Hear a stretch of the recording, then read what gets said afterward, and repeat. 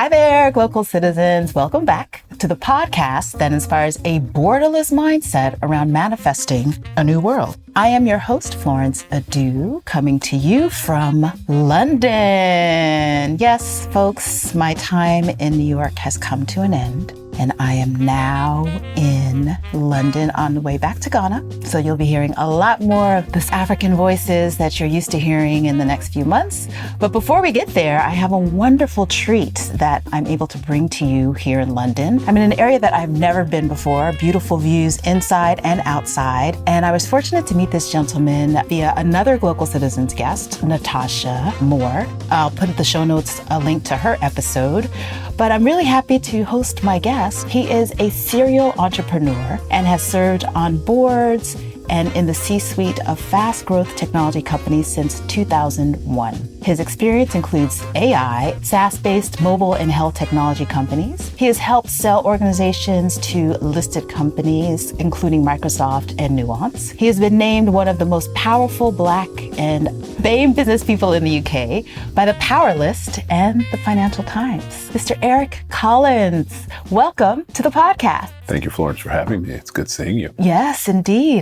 So Eric, let's get started with the first question that I ask all of my guests. Where are you from? Where are you local? And what is your craft?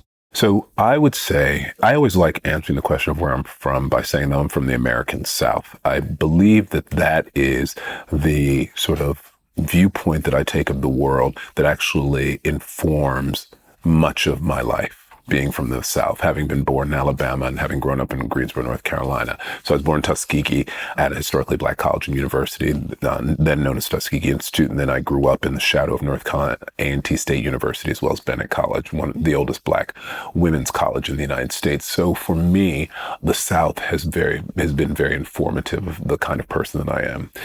In addition, I live here in London. So I've been living in London since 2014. And what is your craft? You know, my craft is really the catalytic inputs for underrepresented people in a variety of areas. So when I say catalytic inputs, normally what we're doing is I'm an investor simply, and I invest capital, which is pooled capital from third parties, into companies that have growth potential and to be able to return according to the metrics that are most important. And for my company, the most important metrics are that you can return capital at a very high rate. And then the secondary piece is that you can actually create jobs that are future resistant. So that's what I do generally on a day-to-day basis, but the same kind of basic structure and the same sort of infrastructure which exists, i.e. catalytic capital that's being used or catalytic resources which is being used in order to get to some type of an outcome which is currently not present in the world. We also use that same thing in terms of social justice. We use that same thing in terms of the arts. So there are a variety of areas in which we then try and infuse resources to get outcomes that are game-changing. I have so many questions based on that statement, but let's dive a little bit more into your local and where you're from and how you ended up here in the UK from that path. So tell us a little bit more about what inspired you to really kind of engage in your craft and how those roots were sown in the US. So I come from an interesting family. So my family is a family that has had a continuous family reunion for 70 years. So multi-generational. I come from a family that has lived almost in the same spot in the United States for almost 300 years. Wow. It is just we're a very small space that we come from on the eastern shore of Virginia, which is right on the Atlantic Ocean, and it's split, and the land separates the Atlantic Ocean from the Chesapeake Bay, and it's very isolated, it's very rural, and it's very poor, but that's where my family has been for 300 years until this last generation, which is my father's generation, which is when they moved away. Many of them moved away. One or two stayed, but most of them moved away. In any case, that is where I am from.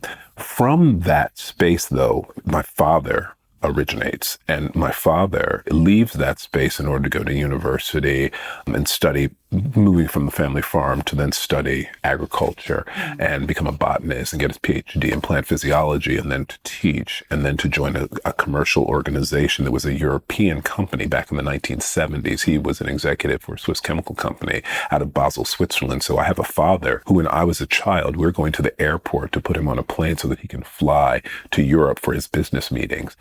And this is a Black executive. So it was, it's kind of doing exactly what my father would have done. It's just I've now I've transferred my location from what was a stateside, and then you do your work in Europe to a space where I'm actually in Europe, and then I do my work a bit more globally, but mainly in Europe and the UK. That's it. So how did I get here? I think it's natural, right, in that way. So that's one piece. But then I also have been running for the majority of my career fast growth technology companies, ones that are intended to be on the scale and influence of organizations with names like Amazon or Google. Those are the kinds of organizations in which I've worked, but I've worked generally at the C-suite. So I've been very high up in these organizations, and it's been my job to make sure that these organizations don't just survive, but that they thrive and then actually return a great deal of capital to stakeholders. And I've been able to do that on both sides of the Atlantic for about 4 times in a row. And so at one point, someone said to me when I was in North America, well, we have an opportunity for you in the UK. And I said, well, why not? So that's how I came, because it was actually a job. So I came as a worker, I came as an immigrant, I came as a person who also had a short-term view of what was going to happen and then to return quickly to the United States. But I've been here, as I said, since 2014, and it's now at the end of 2023, so it's almost 10 years exactly that I've been here. Right. So you describe your father's experience and your growing up experience as though it was like today. And we know that era was very different. And so I wonder if experiencing your growing up in the South, you have this business executive father, and it is still not so far after the civil rights movement started to take hold.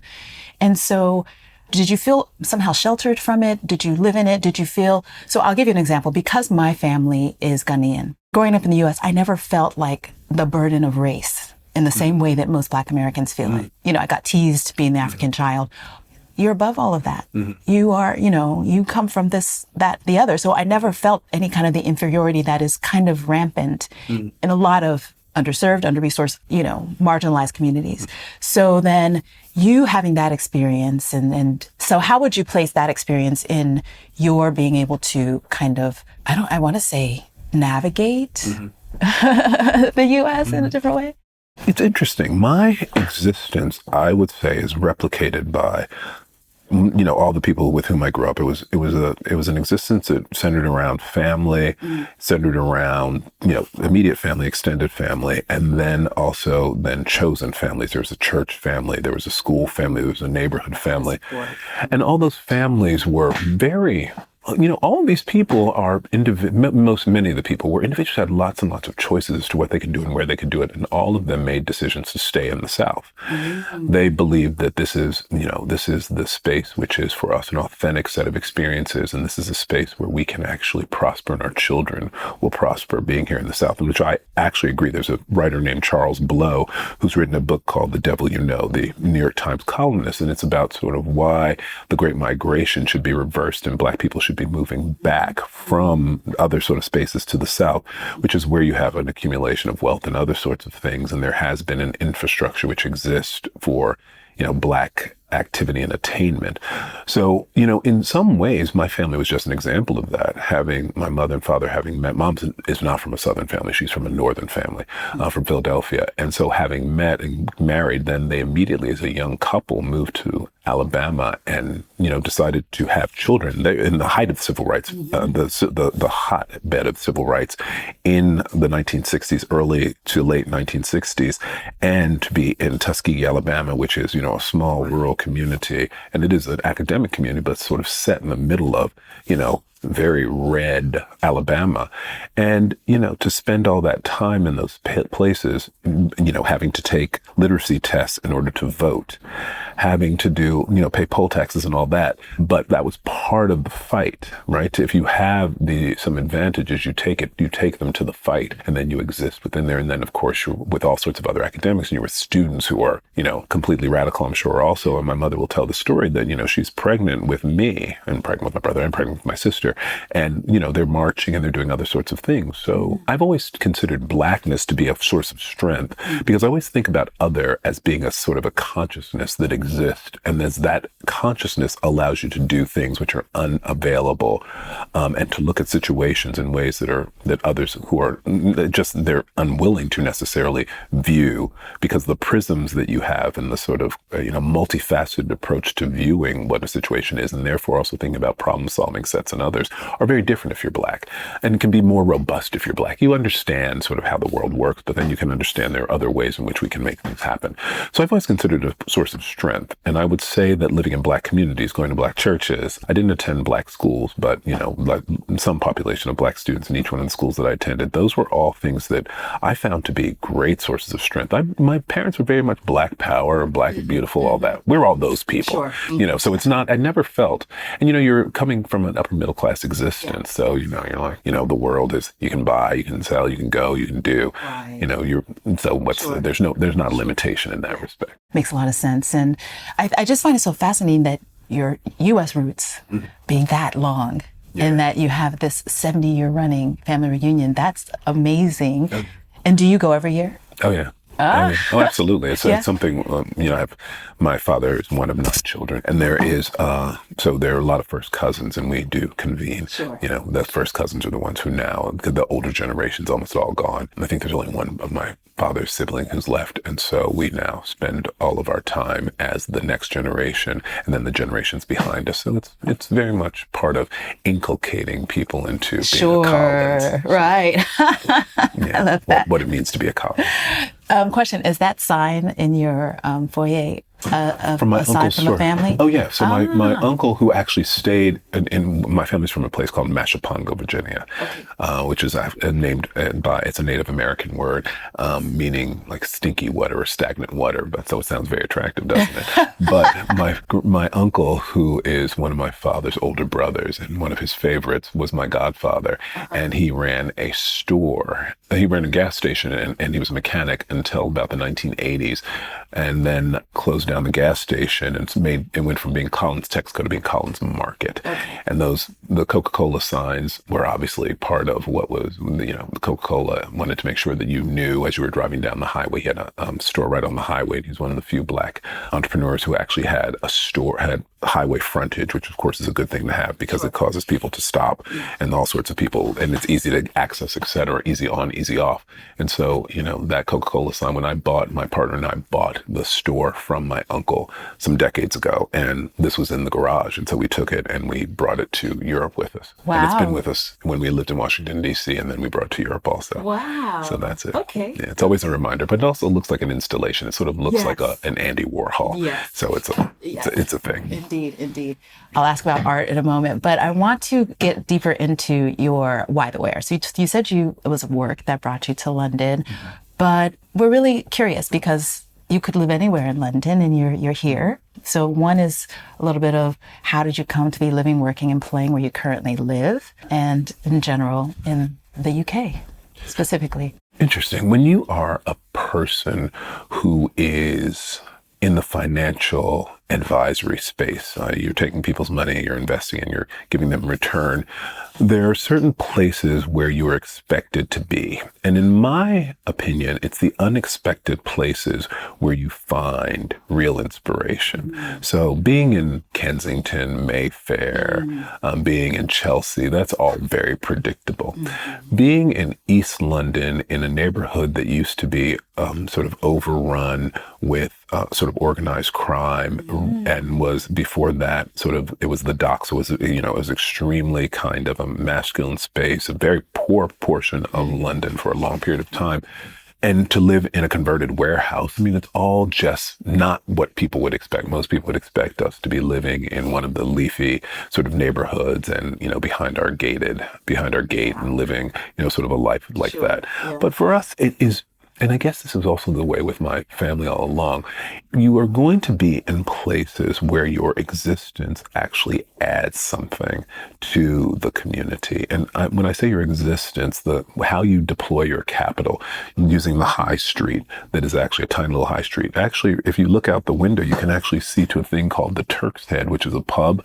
The restaurant at the bottom of that is owned by a Jamaican Israeli, and the menu is French.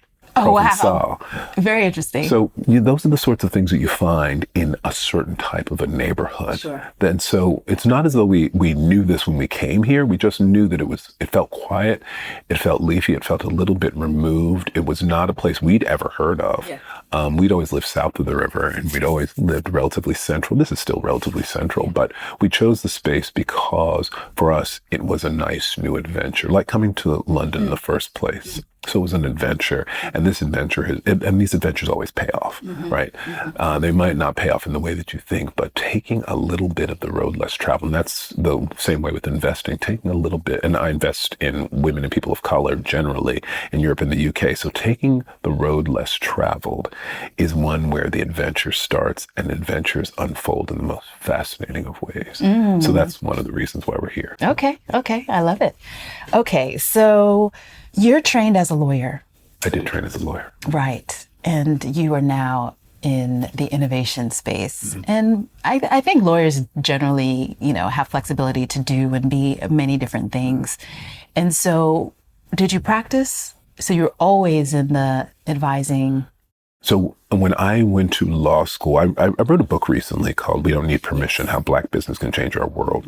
And one of the stories I tell is about my law school experience. And I went to law school because I had intended to be the first Black governor of North Carolina. And that when I was the only person, there was an entire infrastructure around Eric returning to North Carolina, having gone to undergraduate, and then, go on to law school, and then come back to North Carolina and change the face of politics. In my first day of law school, and I still think that is what I've been doing. However, not politics, but changing the face of the world. But my first day of law school, my first class, I sort of had this premonition leading up to that first class when I was reading some pre-materials. But my first day of law school and my first class was a contracts class. And I knew from the minute that class began that I made a terrible mistake. Made a terrible, terrible mistake insofar as the type of rigorous thinking, the type of analytic sort of parsing of fact patterns was not my strong suit. And it was not going to be something that I could be captivated by. It's something that I was going to be oppressed by for 3 years as opposed to be captivated by. And, immediately I had to start innovating because, as you said, being a lawyer and having a legal education, it's like a finishing school. It's like going to, Miss Manners school or something. It teaches you, or being part of a cotillion preparation, it teaches you something which is a part of finishing you. And it's very, very valuable. So to the extent that I knew I had that, and I had gotten into school, and I gotten into, one of the best, if not the best school in the world, it's like, why waste that opportunity? And so I then tried to formulate a way for it to work for me. So I had to innovate a way for it to work for me. So part of that was never practicing law, except during the summers. I did try to work at law firms in New York and then Atlanta, and I, had fine experiences. But I knew that if that was the way that the rest of my life was going to unfold, at least from a career perspective, that wasn't going to be it. And so I then innovated something else, and I began to do other sorts of things in law school. I began to make other sorts of connections. I began to sort of think about other sorts of careers, and then went to management consulting. So there's constantly been an advisory kind of capacity. Sure. But even that was about, still I hadn't made real decisions. So I was still in finishing school. I was still being a management consultant. I recommend it for everybody who hasn't made a decision. It's a great way for you to learn about lots and lots of different companies and lots of different sort of problems of these companies and get paid for it. It's a way of actually going to business school without going to business school. Right. Exactly. So I enjoyed it. Makes a lot of sense. So did you think that being in management consulting prepared you for what was going to be this tech boom? Because you finished law school before the tech boom started. And then you immediately, so for the most part, after your time in management consulting went straight into that space. So what do you think helped you to decide, or what was your curiosity with the sector at that time? So the major clients, I worked at a company called CMI, Conflict Management Inc. It had actually been started by a guy named Roger Fisher, who wrote a book called Getting to Yes, How to Negotiate Everything. And so, sort of the seminal book about negotiation theory and practice. And I had been teaching assistant for him. I'd taken his class. I'd been a teaching assistant for him. I'd done a bunch of stuff. And then I joined his consulting firm. And so this consulting firm, when you come into a consulting firm, there's a certain practice that exists and that's paying the bills. This is what we do. So they consulted to the professional services sector, places like, at that point, there was Cooper's Lie brand. These companies don't exist anymore. There was PwC, so PricewaterhouseCoopers, was Deloitte and Touche, D&T. I mean, it's now Deloitte. There's no Touche. Ernst & Young. There are a bunch of these firms. And so we used to consult to them in terms of their challenges in partnership and in business models as they were evolving, and the decrease in the importance of the audit and the increase in the ascendancy of consulting services and advisory services. So that was one. We also worked with Microsoft, but most importantly, I worked with IBM. Mm-hmm. And IBM was, at one point had been the most valuable company in the world, mm-hmm. and had been extremely profitable, had made many a IBM millionaire, and had also been a place where women and people of color had found a toehold in the professional world. Mm-hmm. And that organization was going through a great deal of change back at the end of the late 80s and the early 90s. And I started working with them in the early 90s into the mid 90s. And the thing that I noted about that organization was that there were all of these anchors that existed within the organization, as with many innovative companies or companies that have been innovative in one period of time, that were revenue generating and highly impactful. But that if we didn't jettison, change, or do something with them, those anchors were going to drag us down. Mm-hmm. And so this was an organization that was in real time contending with it. And I got to be part of the conversation, mm-hmm. with that organization about what you should do. That for me was the beginning. But when you tie that to, then I'm also talking to Microsoft. So this is Microsoft. At that point, Microsoft is not the behemoth that it is now with a balance sheet like it is now. It was a big company and it was an important company, but it wasn't the company that it is now. And so to be able to see that company in its ascendancy and sort of the very ruthless fashion in which it went about, assembling what was necessary to become the company it is today, that organization versus a sort of a much more genteel organization like IBM, and sort of the barbarians versus the others, it was fascinating. And so that juxtaposition helped me to see sort of there are opportunities, there are differences, and there are different ways. And one is a New York company and the other one's a Seattle company. It's also sort of an East Coast, West Coast thing. And so I'm like, wow. And so I got access to those types of things. Now, many people might have taken that and said, well, there are other areas of the practice group that we could actually look at. But I decided that was very, very interesting. And I decided that also I decided in those organizations, a Black man from the South had a better opportunity there than a Black man from the South had in a professional services organization that was based on partnership. And when I looked at those partnerships, there were no Black partners, or there were very few Black partners. And it's not as though the president of the companies, these other companies, these technology companies were Black. But what I could see is that if you're talking about disruption, if you're talking about doing things differently, you can always have a conversation in those companies about why is what we're doing disruptive? Why is it that having, no Black presidents of divisions, why is that a disruptive activity? But in these other sort of collegial places where there are both informal and formal ways of evaluating people. So the informal, do you fit in? The formal, can you do the work?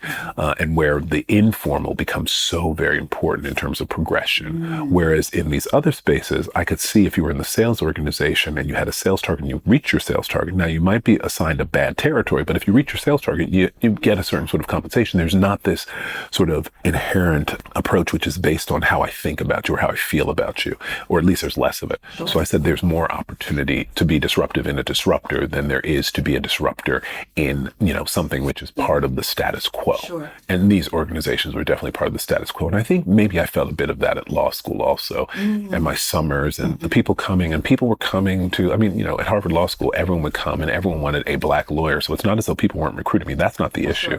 But I could look down the road and I could see see there weren't 100 Black partners among the 4,000 or 400 Black partners. I could see that there might be one Black partner. And you're like, those odds aren't very good. These people are all smarter than me. These people are harder working than I am, and they want it more than I do. Me to get to that point, something's going to happen. In fact, my friends and I made a movie about this that was hilarious. So it all comes around, and all of this sort of feeds into itself. That's fascinating. And it's so interesting the way that you approached it, obviously, because you were thinking about your future, thinking about where you could be the most successful. And so you enter into this space, and then you're immediately now advising at the C. As part of a team, we're advising at the C level. But it's not just me. It's not me, obviously. They were like, oh, yeah, you just came out of law school. Tell us what to do. That took years. And in fact, I was described by one client as being useless. Oh. Useless. That was their exact quote. It was not that Eric is, add something to the team, like, at least he dresses nice. It was just that he's useless. So no, I found myself in another situation there. And in fact, it's funny, I'm advising from a consulting firm, which uses a partnership model. And so even though I'm dealing with disruptive companies, I'm in a company and I'm working for a company where it is the same. It's the old status quo approach to moving forward. And there's one Black partner in the firm, a Black woman who's a partner in the firm. Okay, so I want to tease a little bit of something out from this governorship.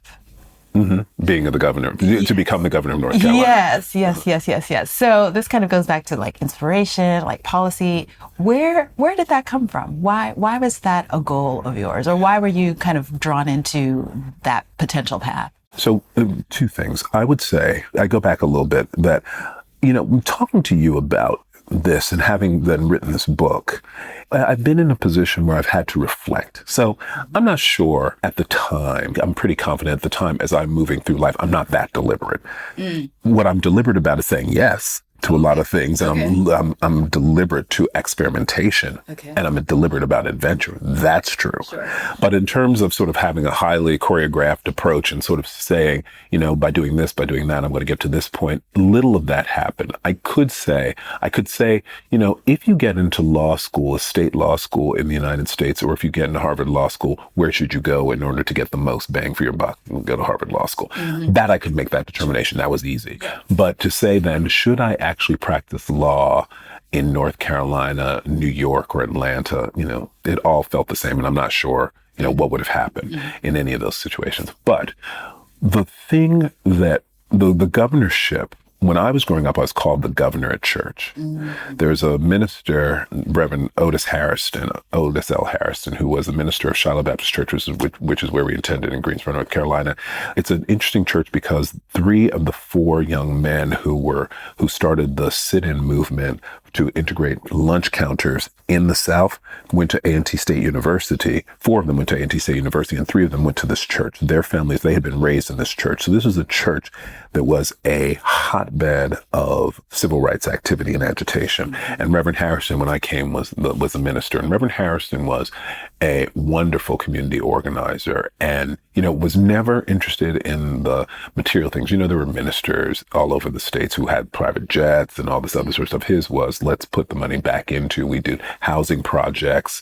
There were, after school programs, there was early childhood education, there were the Girl Scouts, there were dance groups, there were, just everything. It was a community center that was around a church and people had similar views as to what we need to do in the world. And it just wasn't Greensboro, North Carolina, but it was the state, it was the nation, and then it was also the world. And he and other people decided that, I had some traits. I had political aspirations. I was always running for student office and all that other sort of stuff. But they felt the kind of person that I was, they could translate that into something else. What could happen? And we would back this sort of a person to do those sorts of things. And so part of it was their idea, but I certainly embraced it, the idea that there's a possibility there. And this is something that I actually could do. And that the infrastructure, if they were still willing, when I came back, would say, let's assemble ourselves in order to get it done. And so that's what it takes a village to elect a governor. And that's what they intended. They really wanted that to happen. And at the time we had some other examples. Harvey Gantt, who eventually became the mayor of Charlotte. and made a very effective run against, a known racist and a known segregationist, Jesse Helms, who was a governor from, who was a senator from North Carolina, along with Strom Thurmond in South Carolina and others. There were a bunch of those people, and he made a very strong showing against him as a Democratic nominee when I was growing up. And then there was Doug Wilder, who was actually the governor of one-term governor in Virginia. Only has one-term governors, and so he was a one-term governor as a black man who had come through the system and had made it to the governor's mansion. So he, there were examples that were around, and certainly there were a lot of mayors in other sort of cities, including Denver had a black mayor, Seattle had a black mayor. I mean, lots of places that were very Cleveland had black mayors. Detroit obviously had a black mayor, and even at that point, then you had Harold Washington, and you actually had David Dinkins. So you actually had New York, and you also had Chicago. So there was the idea that, in my view, politics actually was a way to get change in the world, and I still do believe that. But then it became clear to me that even politics, it was driven not only by the number of votes that you could assemble, but how much money you could also assemble. And it became very clear to me that I could be behind the scenes. I didn't have to be the governor. I didn't have to, do all those sorts of, I didn't have to spend all that time making sure that my life was above reproach to become a governor.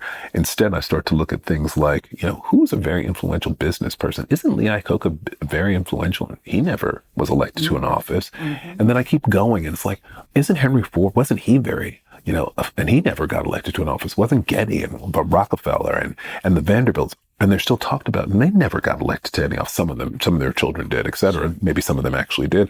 And then I started looking, it's like, well, what haven't we done? Have we ever had, and I started reading Black Enterprise, and certainly looking at Ebony and other sorts of publications in the United States, and saying there seems to be some kind of connection. If we actually have capital, and where capital's coming from is from these businesses, and we have them at such a large scale, then we have the ability to write other sorts of checks, and we have the ability to write other narratives. And so that's when I started thinking about business as being a way to do that. But you do have a little bit of a policy pivot that you did experience. So tell us about that experience with the former president.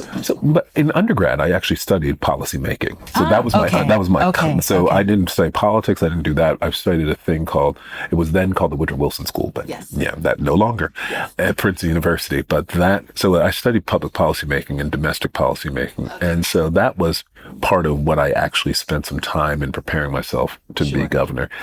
At law school, undergrad, I met Michelle Robinson, who was a student there. And then at law school, I met Barack. And, those are relationships that came as a set, meaning that there were a whole bunch of Black people who were like Barack and Michelle. They were very ambitious. They were brilliant. They were ready to change the world, and they are changing the world. And so that sort of network was something that was actually part of my experience, the same way that I'd had in Greensboro, North Carolina. I'm sure the same way my parents had it in Tuskegee, that all of a sudden I grew a bit more and a bit more broad and also a bit more powerful. And that group has therefore shown its power and exerted it in various places. And I just I was asked to be part of a committee on a topic that's actually very interesting to me. But the most interesting part of this is not that it was an appointment by the president, but that it was run by Cathy Hughes. And Cathy Hughes is a self-made billionaire, Black woman who is running out of the Small Business Administration, a council. The name of the council is unimportant. What's more important is the impact of what it was doing. It was studying what are the ways in which we can work with underrepresented groups in order to make sure that with government contracting, and they're set aside in the United States, that those organizations have sufficient capital to be able to really expand and become key suppliers for the government, as opposed to, sort of opportunistic suppliers for the government. And so, because they're, what is it? We just saw something from Lockheed Martin or something that's trying to create some fighter jet, and they have spent, $44 billion. So the amounts of money which are available for partnering are absolutely extreme. They're very large checks that are available, but most Black businesses that are working in the set-aside program are working for relatively small amounts of capital. And so the question of what is wrong, and why are we not able to actually make those organizations bigger, and what do we need to put in place in order to make that happen? So, and to work with Cathy Hughes, a person who's having started with one radio station and then built that into an empire, was really a great privilege, and a Black woman being in that position, I thought that was like I was in heaven. That was heaven. I can imagine. So before we get into what you're doing now, because that feels like it dovetails perfectly with where you are now, what you're doing, I want to ask about Glocal speak. So we want to hear what you hear. So I ask you to share a word, a phrase, or a saying that is a meaningful part of your local experience, and why or how you come to value it as Glocal speak. 1 in 2 Black children in the UK live below the poverty line. That just makes your blood run cold. 1 in 2. 1 in 2. That figure came from 2018, before the pandemic and before we had this crisis of inflation and the crisis of the cost of living. So every time you see a Black child on the street, you see 2 of them together, 1 is living in poverty. That is everything, in my opinion. And so that sort of quote is what actually keeps me up at night. The question of what are we doing? How do we actually not take to the streets as Black people, white people, whomever, underrepresented people, to say that this cannot stand and that we need to do something about this immediately? And why is it not the first thing on every agenda? Why is it not the last thing that we talk about before we leave as to what is the way in which we're going to impact it today? That's perfect. And a segue into what you're doing now. So you are a co-founder of Impact X Capital. That's a double bottom line investment firm. So tell us about Impact X and what you're doing. So back in 2018, this statistic and some help from some other people helped us to say that probably we should focus on a solution. And if not us, who? If not now, when? So a group of people got together at a friend of mine's house to talk about, and there were about 40 people who were invited, Black leaders from education, from government, from business, from sports, from entertainment, to talk about what it is that we can do to help Black Britain. And that became, one of the things that they decided is that every solution that they came up with as a possible answer required capital. And so the question was, are we going to continue to go hat in hand to somebody else and say, believe in what we believe in, prioritize what we prioritize, and keep it in your sights no matter what else is happening in the world? Or are we going to do it ourselves? And so they asked me, because I'm an operating executive, having spent time in the consulting firm afterward, I then went into these technology companies as an operating executive to make them grow and help them to grow and help them to flourish. And so they said, Eric, maybe you can put this together. And so from a standing start, I went out and studied where were the challenges associated with funding. And was this a challenge that required grants? Is it a challenge that required debt and lending, or is it a challenge that could be addressed with some other sort of means?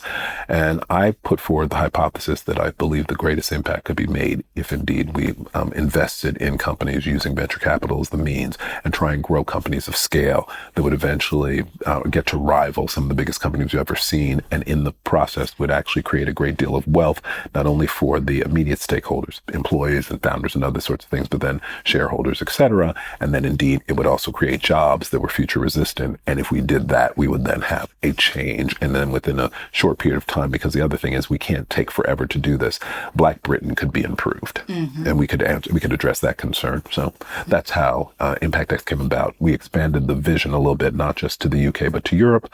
We decided, I did some research about where were there pockets of opportunity, i.e. both there were individuals who had participated in industry sectors for a while, and they had also been successful and then been able to see been able to see cycles of growth and contraction, et cetera, and therefore could come up with disruptive solutions that were going to work. And then from there, make that into a question of sort of what was going to be our investment thesis, what kind of money would be investing, what sort of size checks at what stage, and what would be the return possibilities. And that became Impact X, which now invests in digital technology, health education, well-being, and media and entertainment in Europe and the UK, and focuses specifically on underrepresented people because there's a market inefficiency.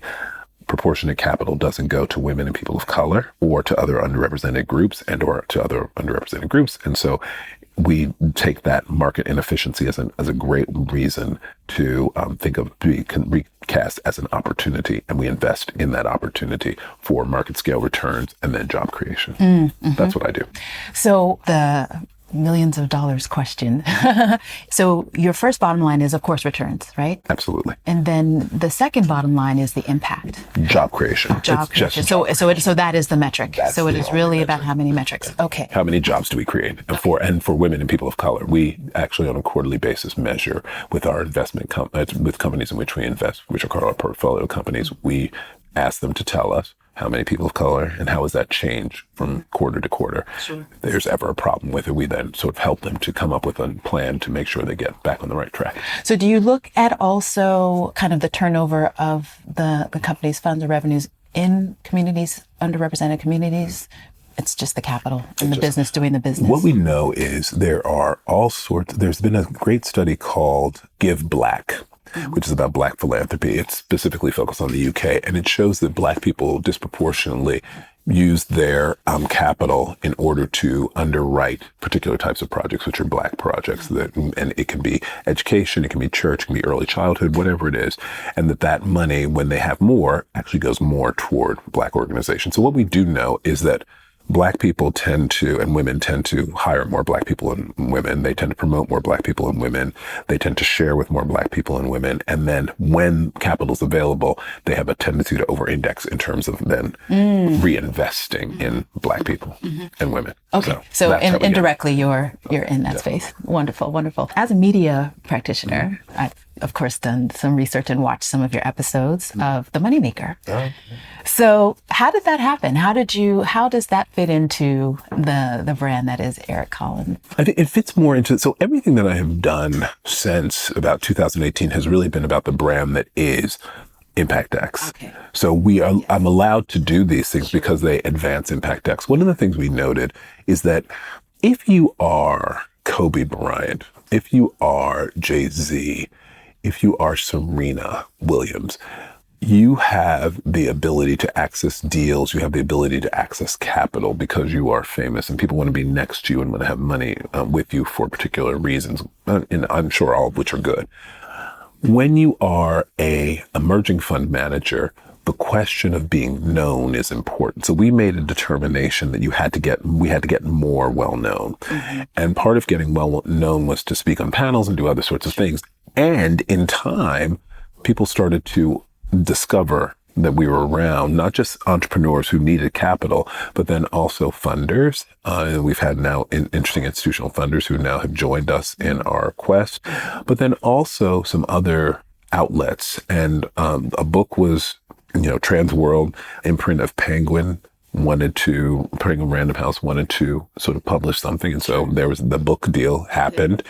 And then I don't know exactly, one day our publicist contacted me to say, there is a television program that's looking for a host. They have been talking to my chair of my board, Rick Lewis, who is, a fantastic entrepreneur and runs an organization, many, multiples the size of ImpactX. He's another Black man who is running a an investment firm. His is private equity. They had asked him, or were approaching him to really sort of be the person who was the host on this television program. And he was sort of a little bit ambivalent about it.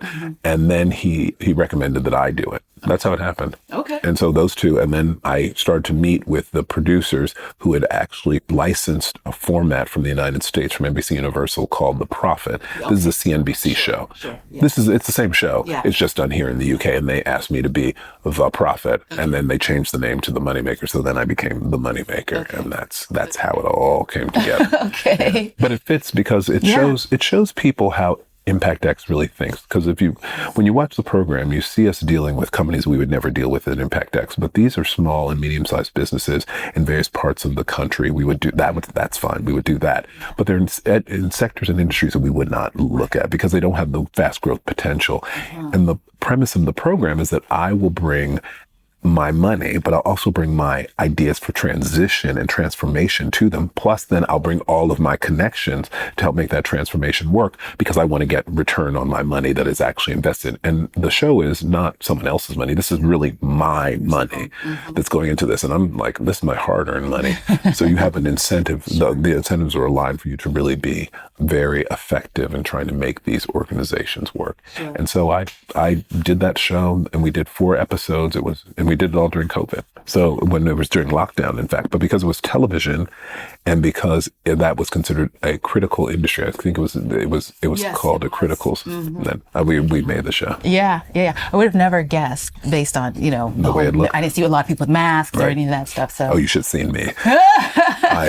In fact, I was isolated. So everyone was tested. So we were tested twice a day at the very beginning. And then if anything happened, I didn't get COVID during that particular period. So we didn't have to shut down production because of me. The whoever it was would be shut down and the crew would be isolated. And we had several different camera crews and we had all sorts of okay, so a lot of redundancy. Yeah, a lot of redundancy Wow. in order to make some redundancy. This Sure. is Affordable. Yeah. episodic television. So it wasn't all that. And then we were able to continue shooting. And so it was extremely lonely because at lunchtime where you think about everyone sitting down, my lunch would be brought to me in the car that you see in the program would be brought to me in the car and I'd sit in the car and I'd eat my lunch. After I eat my lunch, I'd put back on my mask, go to the set. But I would be cameras, and it's the set being, this is real time. It's not as though we're scripting all of this. So then it's like, and I'd be sitting in the car also thinking about questions I wanted to ask and what I wanted to do next. And I'd be thinking about sort of who I needed to engage as my network in order to bring to the equation.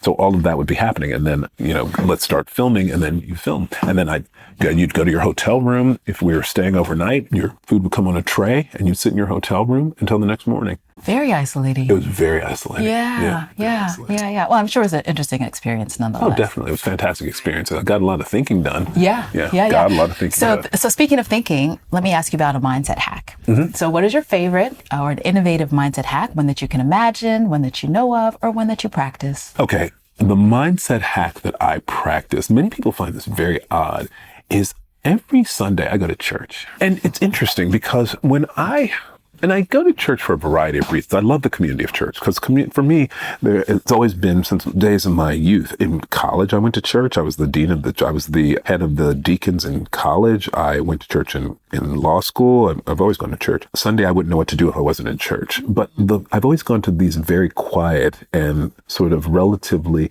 conservative Black Baptist churches. They're great anthems, sensational spirituals, all that sort of stuff, handbell choir. But you'd also have the handbell choir too, and you'd be singing the Hallelujah chorus on Easter. So it was a big range. And so, and then I used to attend university chapel at undergrad. When I went to law school, actually, there was a guy named Peter Gomes who was the first Black dean of the chapel at Harvard. And so he was such a minister. He was such a preacher. And that's when I noted that throughout all of that, including in my youth, I was going to listen to other voices and I was going to listen to a similar set of values being talked about, but utilizing a different sort of a text in order to, talk about things. But always we were talking about social change. Always we were talking about the ways in which we'd be helping. Always we were talking about money. Mm-hmm. None of these things were sort of, in the idea of do-goody. It was always in the context of there has to be a tangible expression of the things that are important and that the values, we have to actually live them and evidence them in these tangible ways. So for me, it became very clear that listening to the small, clear, and the small, still voice was very important. And I could hear that in church. Church is very quiet if you think about a single person speaking to a congregation, often of hundreds, and that being a one-way sort of a presentation. It's like a lecture. And I find that to be a resetting on a weekly basis to help to get your mind right. Mm-hmm. And to help you get your mind sort of focus on the consequential and the important. It's not, Eric, it's like, I get it, Eric. You're stressed about this, you're stressed about that.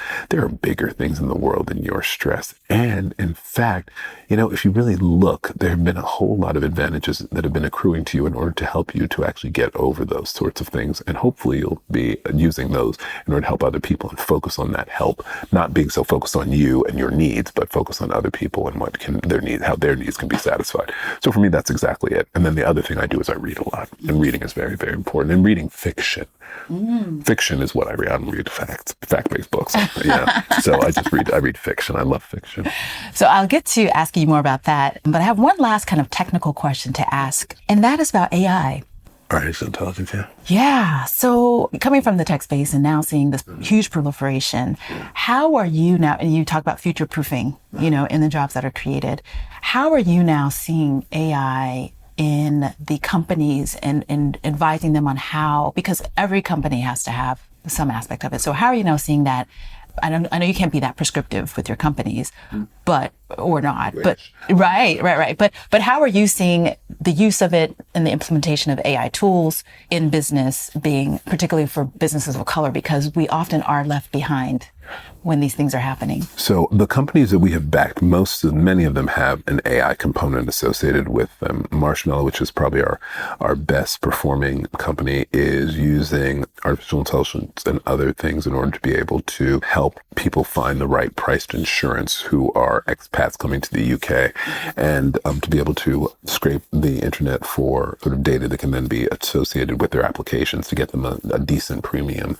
And that organization been growing hand over fist and has been actually, becoming more and more valuable. It's actually considered, it's actually named by Financial Times earlier this year as the second fastest growing company in Europe. Wow. It is doing very great things. AI is part of that. So Black people in AI very much using and leveraging the tools. Generative AI, which we see so much of, which is, with fabulous kind of valuations and huge rounds of capital being invested in them. Those are coming. I haven't seen very many women-led companies, and I've not seen any Black companies that are actually getting that kind of money for those large data sets to do generative AI activity. But I don't necessarily think those aren't the sorts of bets we're placing anyway. They're just too capital intensive for the kind of work that we're doing at ImpactX. But the thing that I find is that AI is an important tool. And the last 4 companies I've run have all been AI-driven companies. They've all been sort of using large language models. They've been using either natural language processing or computer vision, and both of which come from large data sets in order to be able to do something, to be able to predict, or to be able to diagnose, or to be able to do something. So in any case, that's something I'm very, very familiar with and very used to. What I find concerning for me, so what your audience should take from here is that AI is an important tool. I don't believe that it is a scary tool for some of the reasons people think of it as being scary. What I do think of it being, however, absolutely, again, stops me in my tracks, is that I believe that many of the places in which we have found a place of solace as Black people and women, and places where we have found opportunity, are very susceptible to AI disruption. So to the extent we are diagnosticians in healthcare, to the extent so that we're trying to make sure that we can say this is what a cancer cell looks like, or to the extent that we are lawyers who are working on, regulatory activities, and so we have been then comparing documents, or that we're working on the entry for litigation or something, that all of these things are highly susceptible to being disrupted by artificial intelligence. And even those of us who are going into engineering, the type of engineering that might be able to be done with low-code or no-code engineering, the idea that you are going to be one of those sort of people that might actually be replaced, I think that is one of the things that, in my opinion, is very scary. Mm-hmm. That, those places that have created a vast Black middle class, a vast group of independent women, that those are some of the places that are going to be disrupted. And what does that then do for the next? Because we've been talking about STEM for a while. And I just wonder. I do think that some of the tools around problem solving, the tools around forward thinking and still future thinking are important and still can be helpful from those sorts of spaces. But the place where you thought you might be able to start in a career and then stick with that career for a long period of time because it felt fairly future resistant or future proof, I really question that. Yeah. And it concerns me. Yeah. Well, thank you for that. Good stuff to take from this conversation, folks. Mm-hmm. So let's talk about the Eric that's not talking investment, not doing TV shows, not writing books. And you mentioned you're a big reader, but we like to ask if you're a reader, a watcher, or a listener, and what are some of your favorite reads, watches, or listens, or what other things engage you in your leisure life? I'm a reader and a watcher. I'm not necessarily a listener. In other portions of my life, I have been a listener. I was recently in New York and I was watching Leslie Odom Jr. and Kara, I forget Kara's last name, in Pearly Victorious, which is a revival of a show Ossie Davis and Judy and Ruby Dee, the very famous, the power couple that they had on Broadway, and it ran for a huge number of performances, and then was turned into a musical. And so there was long life to that particular piece of IP. So I went to see the revival, and I'm sitting there listening, and I love the kind of poetry. I love this sort of cadence. I love this kind of farcical approach to the existence of Black South, white South in the period of rampant Jim Crow. And it's just fascinating to listen to it and to sort of breathe in. And the last show that I'd had that experience with was another show that had a Black actor. It's not a Black show, but it was the Lehman Trilogy. And one of our investors, a guy named Adrian Lester, was in it. And he got a Tony nomination for his role. And it was just another one of these where the language was so interesting. So I do like listening, but it's also viewing. I'm not sure that I would just listen to that on its own, but I need to view it because there's something in terms of the embodiment of the characters. So that was one. And I loved musicals for a long time. I would spend a lot of time, and in fact, if you were in my car, I'm probably is on Magic Musicals right now, where I just listen to lyric as poetry, and I like songs and that sort of thing. So I do listen to that. But those are, the ones that I really like are those that are sort of trying to move us a little bit forward. I was thinking about Ragtime the other day, and Wheels of a Dream, which was sung by Tuskegee Airman's son. So that is Brian Stokes Mitchell. His father was Tuskegee Airman, and then Audra McDonald, of course, sort of the most decorated Broadway star of all time. And those two talking about sort of what is their aspiration for their young son in America. And what is up there for him, and how is it possible that he, as well as this car, which Coalhouse Walker owns, how are these two things somewhat similar? And it's just like, that sort of beauty, and Sarah Brown Eyes. I mean, there's just a number of songs there. So I listen to that sort of stuff. And for me, it's not just listening to, it's sort of, a filling station that comes from that sort of music. The books that I read books that are, my favorite kind of a book is actually a short story. And my favorite authors are the Black women who write short stories, who are able to condense, like a J. California Cooper. In my opinion, J. California Cooper is genius in terms of her ability to, I have enough facts in my life, right? I have enough reality, And so to move one step away from reality, because all this is based in some reality, I don't find, she is not really existing in the place of Afrofuturism, although I've just been reading Octavia Butler. So I do, but she scares me. I read that work and I think about how close to reality that actually becomes. It's sort of like The Handmaid's Tale. I forget the person who wrote those, but it feels that close. And then any moment we could sort of turn a corner, and that would be the world in which we are, and without a lot of vigilance. So it also then makes me sort of think that the work that I'm doing is important, and that the vigilance that I pay is critical, and the team that I put around me and that's working with me is also very critical. So those types of things are.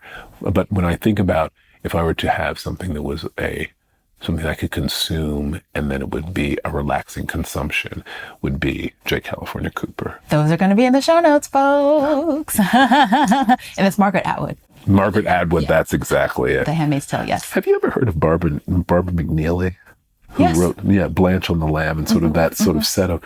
Here's an unexpected story about a Black woman who is a detective, and she has this agency, and she's also a house cleaner, and she's a single mother, and she's sort of a woman who's really sort of alive in this world and in her own body, and she's thought of highly, and she's thought of lowly, and she's thought of, it's a bunch of things, but I like that. I like that story also, and I like the presentation of those kinds of. That one reminds me of Jill Scott played the role in the Ladies Detective Agency. The number one Ladies Detective Agency. Yeah, I did. Yeah, I read those also. It lasted for 2 seasons on HBO or 1 season. I didn't even have it, so I only caught it. You only caught it?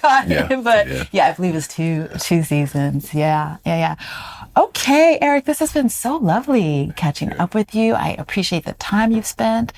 Well, if I can riff just a little bit, tell us a little bit about art, because I can tell that you are an art connoisseur. collector, everything about that. Just a little bit. Yeah.